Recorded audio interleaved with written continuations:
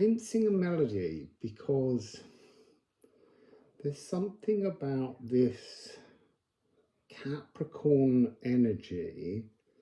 I'm seeing an image of freshly fallen snow. And this absolute sense of newness and not wanting, not just to step into this energy, but not wanting to make that first crunchy noise. So we're in Cardinal Earth.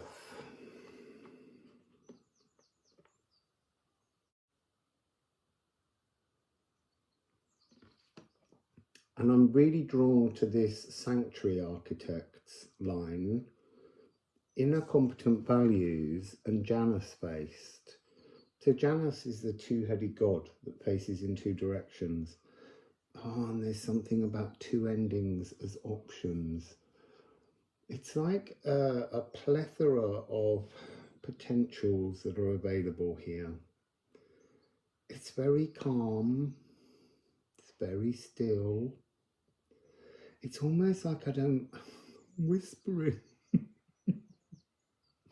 It's almost like I don't want to disturb anything because it's, yeah, there's a version of this that's mine, but I feel like I'm looking at this new timeline, this new physical earth realm, but it's each of yours. So I don't want to go treading in and stepping all over what is the potential landscape that you've created for yourself. It's really, really so gentle here. It's so, I mean, Capricorn is about fermentation in the alchemical process, the organic transformation. This is a very natural frequency that the work you've done on looking at all of the other signs so far has opened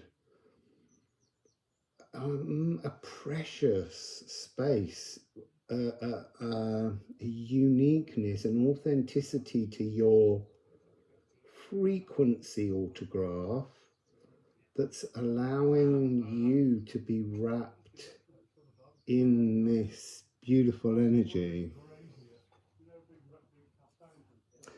So the fungus of all things, it's really saying that this is just literally the doorway open, you know, the Lionsgate portal, the new energy available to work with.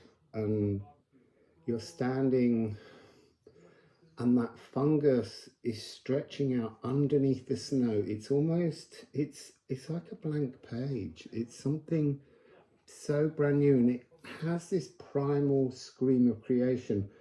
And here the primal scream is coming across as the frequency of your vibration that's creating this new life as well as realm, because it is moving forwards into a new energy.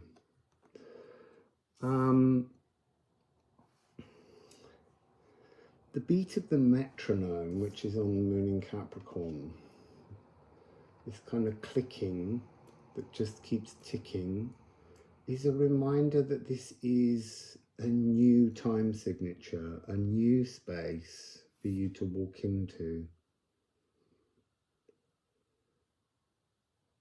Planner and mapper of fresh destinies, and a commanding presence, an impenetrable auric shield. You're feeling empowered as you stand here and look at this new snowy blank landscape, and you see it again. So you are the fire, it is the ice. There is all to create with the fire and the ice here. You melt into this space. It's so beautiful.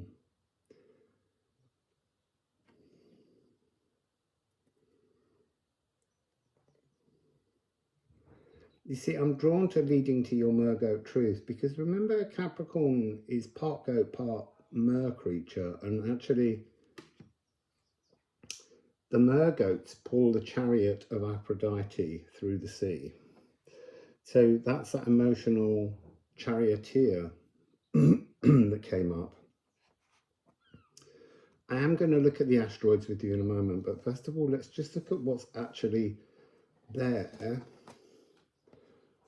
And it's interesting because in a total conjunction, we have Kawar and Ceres. And Kawar is the cosmic shaman. So when we've been talking about this notion on each one, what is the shamanic currency, this card comes across to remind you it's what you sing into existence. It's what you can create, sacred songs of life in conjunction with the seat of the soul. This is such a beautiful energy. And then at 7 degrees, also in conjunction, is Pholus.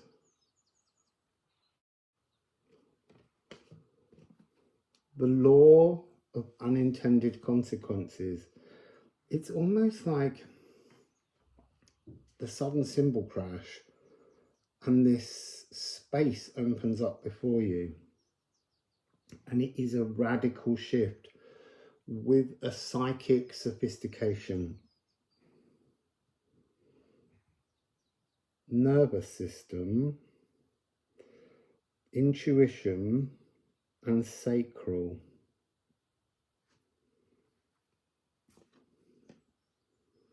I am withering. Well, the past has to be withering. I am growing. Your future is growing. And that's the Janus face. Self-forgiveness will help to be the key to the door.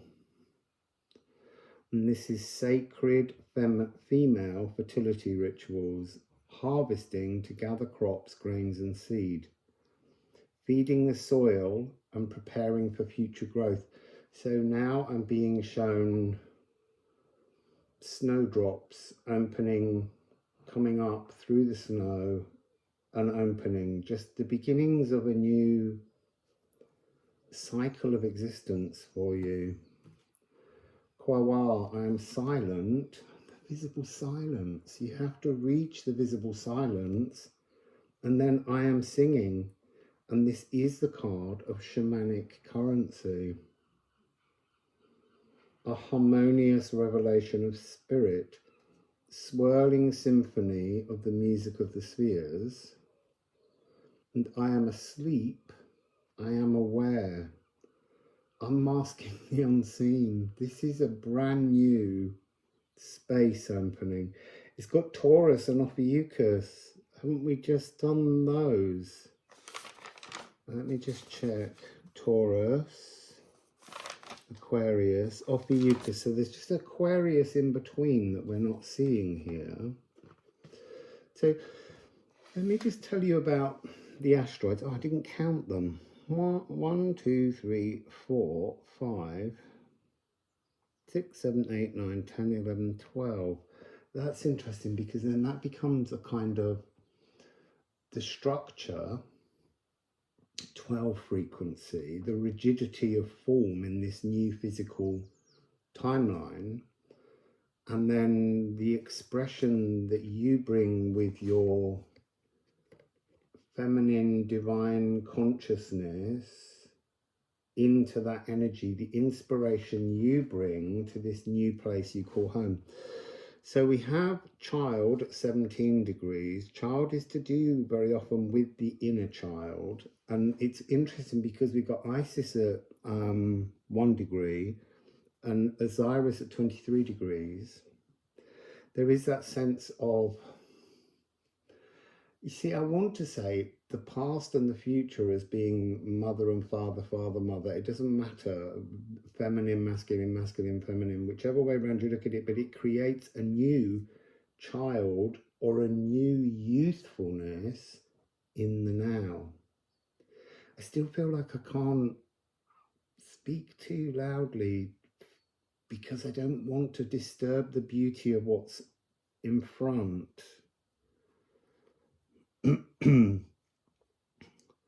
You have Clytia, and she was in love with Helios, And so that's about turning towards the light, so sort of having a spiritual moment.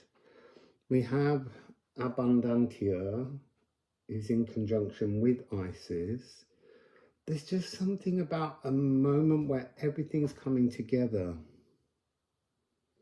And we have Coronis, who's the mother of Asclepius, resurrection. Asclepius being the snake bearer that holds, is Ophiuchus. We have Harmonia, who is, again, the daughter of Asclepius. She's at 24 degrees. We've got Cassandra, like there's a prophecy. But there is this energy of Gabriella. And within the energy of that one, there is just, it's like you've got to let go of that last little bit of not trusting your own creation, your own shaman, to allow this to be born around you, to tune into it. And we've got AG at 6, Agel at 6 degrees. There's 1, 2, 3, 4, 5. Almost everything is retrograding. So this is really some, it's like, I'm seeing this image of like something landing very, very slowly, and a sound wave just blowing out before you. And as that sound wave moves, it's almost tickling the physical atoms, that missing soot that was in the reading the other day. It's all being laid out here. So I'm going to put these cards back into the deck.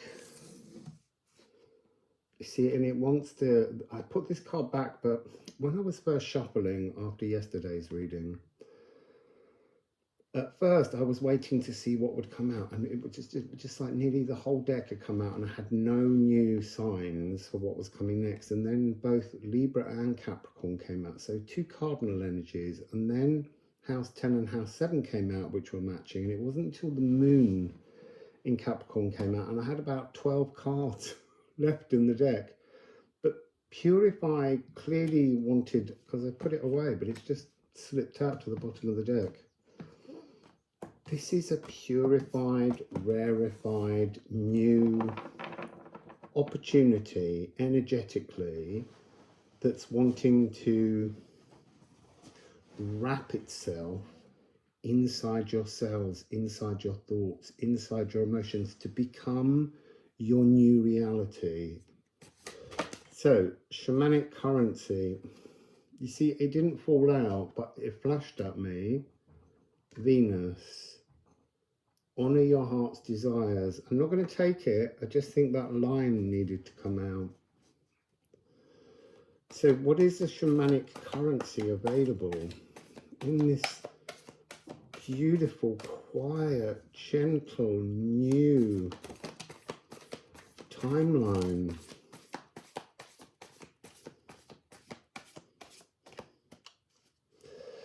So, oh, there's 3. I thought there was only 2. So we have Leo, warm-hearted incubation. We have fire. And Venus. Venus wanted to be here. It's your heart's desires. It's the passion within your heart. This is what the Lion's Gate portal opportunity is offering. Absolutely gorgeous. Comprehend to eliminate. Comprehend what? Comprehend what no longer serves you moving forwards. What doesn't belong in this new realm? If we can imagine this beautiful new space in which to honor our heart's desires, make a list. What belongs there and what doesn't? What do you want in this new realm? What don't you want? And I want to say, don't just think of it as your realm. Think of it as your sanctuary architecture plans for a whole new earth. What would you like your earth to look like? You know, because at some point you are the creator of the realm you live in. The trouble is that we have the energies of everyone else pushing on us and stopping us from being able to imagine our absolute inner truth shining through.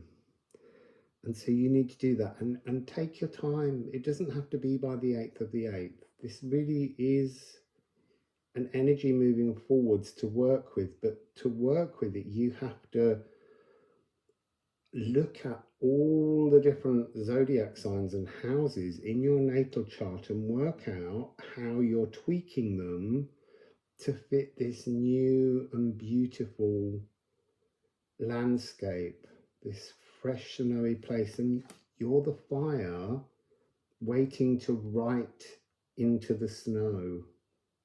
It's so beautiful. I mean, it is a new realm.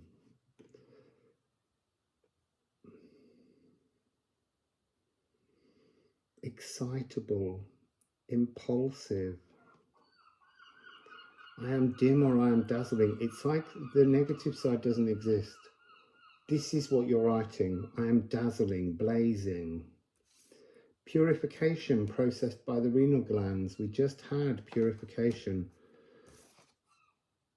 I am playful, lion-hearted.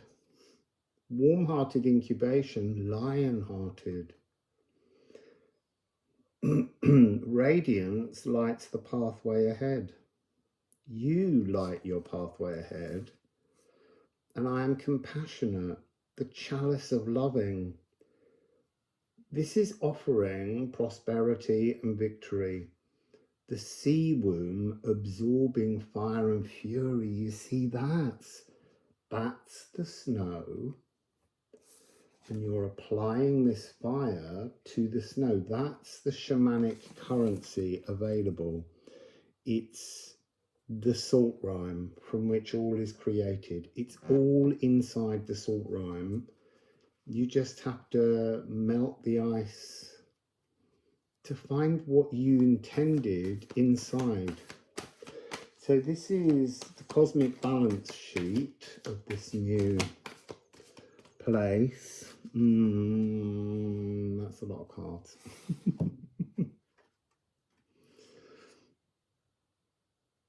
So Moon in Libra. Ceres has made a return. Seat of the Soul. Oh my God, the Philosopher's Stone. New philosophical mission. And Arsenic.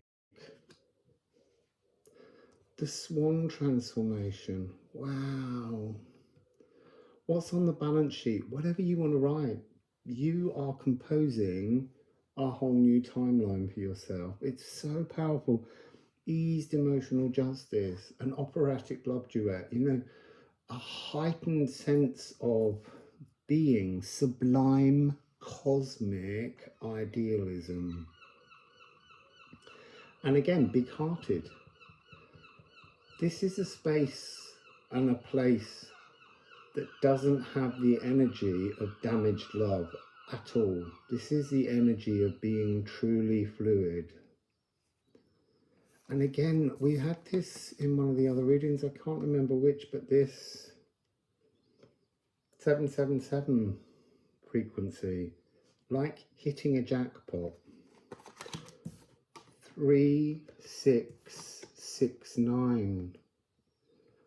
This divine energy of a new outer world that's grown from within.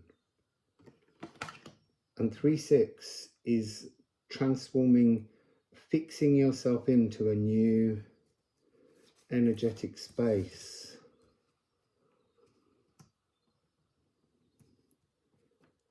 DGA.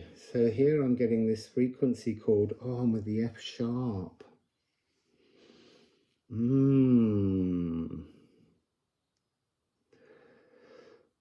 So there's a sense of sacral. There's a sense of G, of the energy wings of Jupiter. We've got a double F sharp, and we've got an E, C, E, G. There's so much. We're almost at the point where all the notes are there. We're missing at the moment, for definite, an E flat. There's no room in this new realm for ancestral traumas. This is new. This is fresh. Metalloid crystal. The muse of music, the cycle of keys. It's a key change. It's something totally fresh. It's so totally gentle and precious. That's a word that just keeps being pushed into my head. This is a really precious new opportunity. So let's have a look at, let me look at the positives. I am soft. I am growing, I am soul, I am qualified and transposed. It's a complete key change, transformation to take you somewhere completely new. So what are the deposits that are needed? What are the deposits that are needed?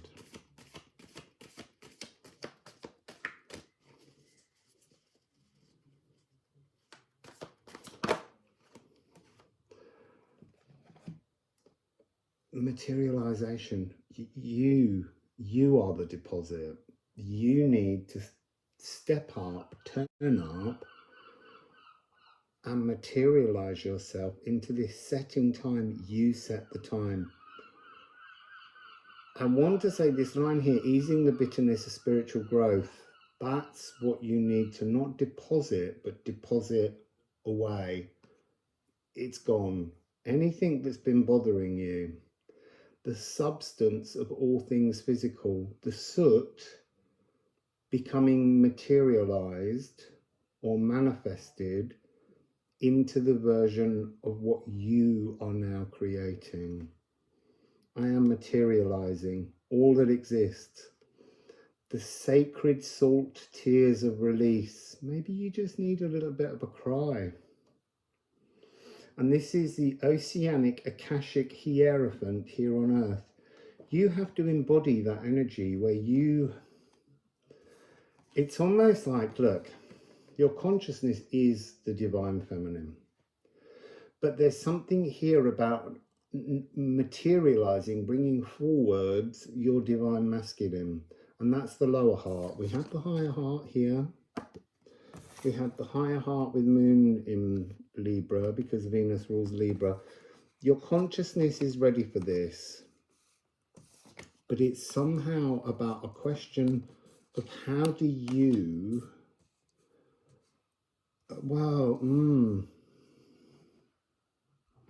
how do you bring yourself into a frequency where you allow this to materialize? How do you bring yourself into a frequency where you no longer judge, not others, but you and others, but it starts with you. Self-forgiveness is what will help this energy materialize.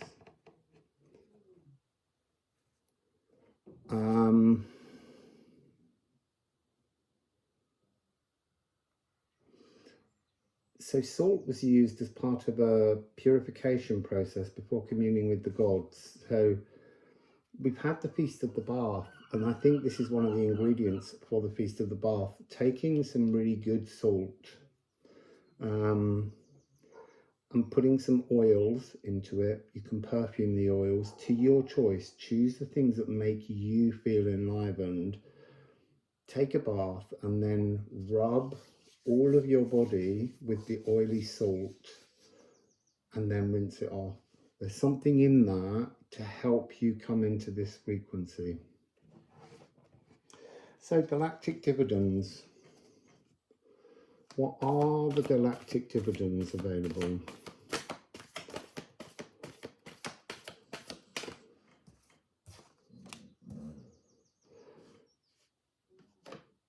Vesta.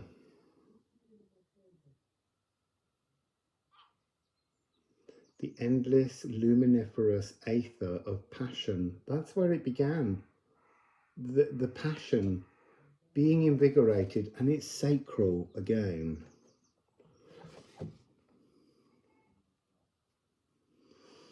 So just give me a moment, because I'm being drawn to this thing.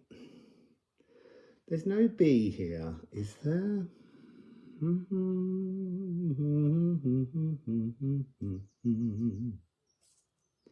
No, there's no B, consciousness, and there's no E flat, D sharp, which is the ancestral energies.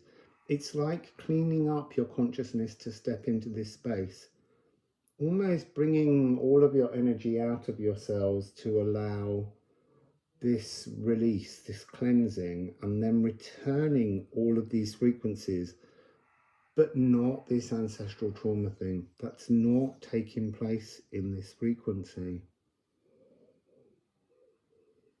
It's a threshold epiphany. Barefooted. Barefooted just means coming naked, raw, coming without... you see, I wanted to say intentions while knowing that's the wrong word. And that idea of the architectural plan, it's about coming to this energy and being confident in what you have considered as part of your new creation forwards, but with no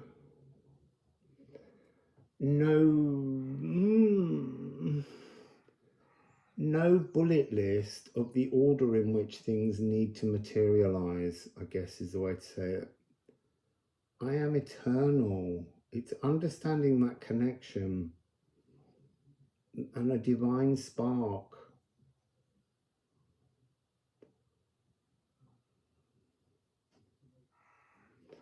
There's a huge energy of sacred inner divine trust that you need to stand in to allow this new energetic physical space to kind of, it's almost, I'm seeing it wrapping into every single cell, around every cell, emanating out into your auric field. It's retuning your entirety so that you can move and step into this beautiful, peaceful... I can hear the crunching of steps on snow. It's so... well, it's exciting for me. We don't get snow often. So that's the reading here. Oh, and look, that's another 7. Interesting. As you get this eased emotional justice, you get this cosmic mirror of divinity, is the only way I can put it. It's like divine love, the operatic love duet, and it has background pink noise. So white noise is that stuff that distorts you. Pink noise is a very comfortable frequency of potential, and that's what's coming in. That's almost like that's the buzz from which everything will materialize. There's something about how salt changes the temperature of snow and allows it to melt, because we salt snowy roads and to break down ice, and it's at the point of that what materializes is this whole new landscape beneath the snow and the ice that's yours, that you made. But allow it to melt at its own pace, in its own space, in its own moments, in its own order, and just allow the snowdrops and then the daffodils and then the blossoms on the trees and the insects. Allow this all to build up in your field, but you have to bring it in. And that's going back to that energy of see the natural world by being part of the natural world, and then the natural world can bring you into that new timeline. So that's your reading, beautiful people. See, there was a quiet little sing there. So have a beautiful day, everyone.